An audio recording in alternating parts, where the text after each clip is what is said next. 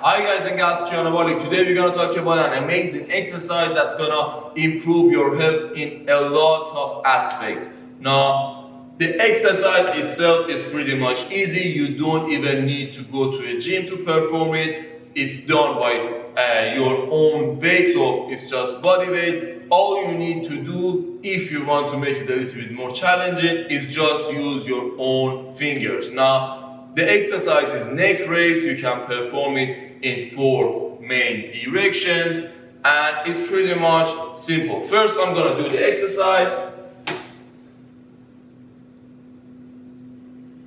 Now, if you want to overload it, you can just push with your finger. You do it in 4 different directions.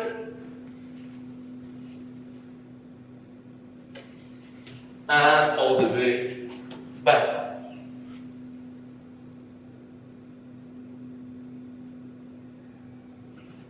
Now, you can also be creative and do other things as well. So instead of just going back and forward, you can glide. So when you're laying down, instead of back and forward, you can glide.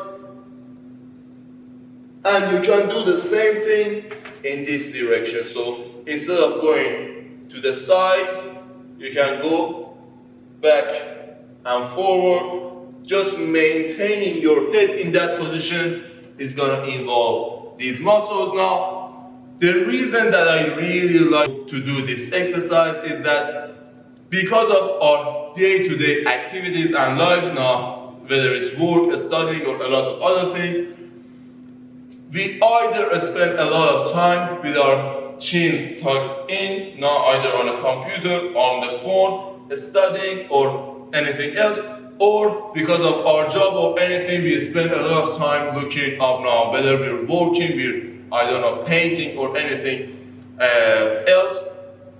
Now, a lot of people have that problem. Now, they either spend a lot of time with their chin tucked in, or with their chin all the way up, and that can cause imbalances. Now, when you have your chin tucked in all the time, with majority of people have that problem, you're gonna cause a stiffness in this area, and you're gonna stretch the muscles on the back. So here it's gonna be tight, the muscles on the back are gonna be stretched, and that can cause a lot of issues. One of them is disc issue. So cervical disc is a really risky problem that can cause a lot of problems in your entire body. So you might not even understand that the problem that you're having in your, digestive system, in your leg, the pain that you have is related to the neck. But I've seen people who, after training their neck for a period, have seen improvement in other body parts, even the digestive system that I mentioned. So you've got to understand that whether you've got tightness in any side, I have even seen people having tightness in one side of their neck. So instead of front and back, I've seen people who have tightness on one side. Now, it could be because they're laying on one side a lot of the time. Now, there are other reasons as well. These exercises are really good, but if you do not know what to do, you're gonna cause more harm than good. First of all, do not go fast. When you're going fast, it can cause injuries. Second of all, do not go heavy. I've seen people putting dumbbells on their head and it's just really heavy. You do not need to overload them that much. They're not your quadriceps. They're not that strong. So do not go heavy. Just your hand is gonna be enough, and you can push it as much as you can. Do not use dumbbells or plates. You do not need weights. They're gonna be risky, but you can push your finger. Even if you're really strong, just push your palm. You do not need weights. And third is going to extreme ranges. You do not need to go all the way. Do not force it. Just play with it. Play in a range that you're comfortable with. If you cannot do any of the direction when you're standing up and not leaning, you do not need to do it while you're leaning. So maybe you've got restrictions.